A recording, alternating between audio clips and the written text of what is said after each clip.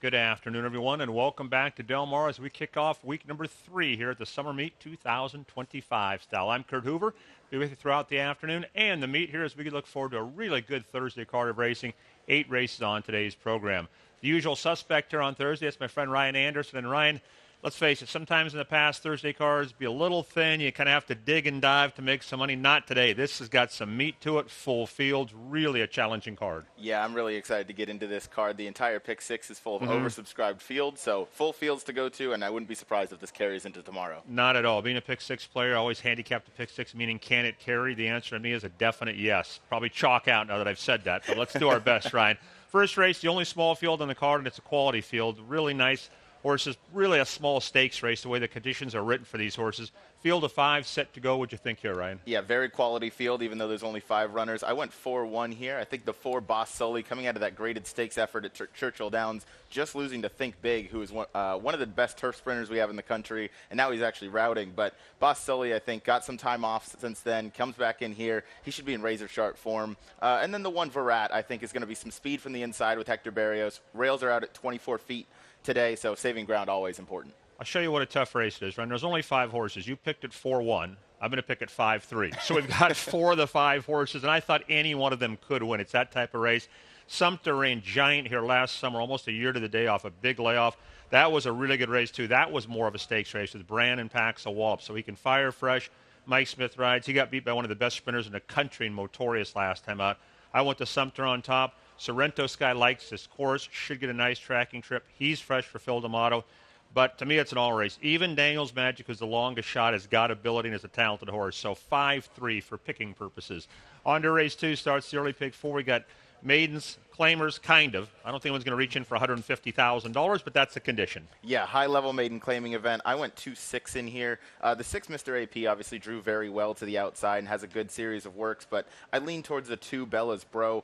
Dan was 3rd on debut, so ran okay. But again, I think being by Yaupan, who's been off to an excellent 2-year-old season with his 2-year-old crop there, I wanted to give that one a look. Had a really sharp work, 3 back, and 2 maintenance-type works leading in here. So I want to give the 2 Bella's Bro my top bid. Tough race. You got a couple of ship and win horses who don't have good form, but those horses win when they come here for ship and win. I picked the Hector Palma first, or Mr. AP. Damn grade 2 stakes placed. Has already had 1 winner make it to the races. A very solid work tab drawn outside from a man Palma, so 6 on top. Thought the 5 My Moroni for Luis Mendez would run better. Stumbled pretty good at the break, kind of got into the bit and rushed up. Indiana bred of all things. Showed speed. I think will run better with Maldonado. 6-5 in race number 2. On to race 3, which does tip off the pick 6. My old friend Zimba Warrior is out. So scratch Zimba Warrior. Tough field here. Our second race on the grass. How do you see this one, Ryan? Yeah, I picked this one 7-11 to start with the 7 Super Ellie. Has had kept good company recently. Is in pretty good form for Mark Glatt. Kazushi Kimura is on to ride. I think there's plenty of speed, which should set up for this horse. And 10-1 on the morning line really intrigued me. I don't know if we'll get close to that, but I think 10-1 represents some really good value. And the 11 Contrary Chieftain should handle the turf. Has some turf breeding in the family. Kyle Frey's just going to have to save some ground from that outside post. But for a very hot barn in Librado Baraccio. Obviously just won the grade 1 Bing Crosby there with Lovesick Blues, but 7-11 for me. Difficult race. I went to the 4 Law Abiding for Steve Miotti. I thought this horse ran like a horse who really needed a race last time. First start of the year, ran evenly, switched to DeMuro today. The horse has won routing, fits the conditions nicely for a good barn. So Law Abiding for me. I'm with you on Super Ellie. I think a big price at 10-1. Comes off a good win last time out for Mark Glatt. Kazushi Kimura rides back, so I made it 4-7 in a race that could fall a lot of different ways. 4th race, take out the Alsos. I always say, Ryan, it's not a good meet for also eligibles. That's one thing I've been right about all meet. 10 go post for it here.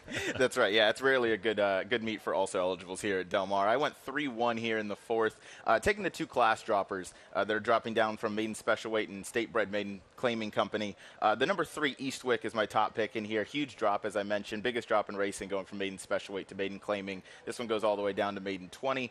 Kazushi Kimura and Richard Mandela team up. This one is clearly bred to like the 2 turns, so I wanted to give this one my top look.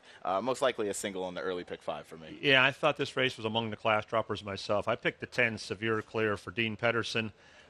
Decent dirt pedigree, puts the blinkers on, which I like a lot. With Pereira on the sidelines, Abel Cedillo picks up the mount. I think this horse will run a lot better. The runner-up in that last race, Kiddo KO, whatever his name is, came back to win nicely here on Sunday. So Severe clear on top for me.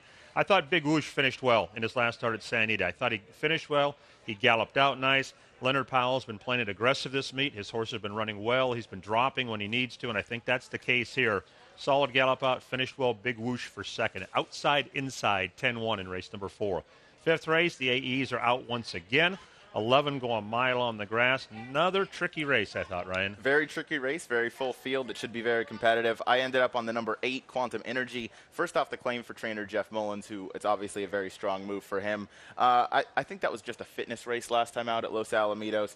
Comes in here, should handle the turf just fine, has been on the turf before. Obviously, the clubhouse rides can kind of handle any surface that you throw their way. So 8-1 for me. I like the way True Patriot closes off some races. Has trouble kind of finishing as he has 5 second-place finishes, but Hector Barrios might be able to get him across the wire first. You and I are on the same page here, and I think Jeff Mullins made a very good claim with Quantum Energy. This horse was taken out of that race at Los Al, even effort on the dirt. His best game is going long on the grass.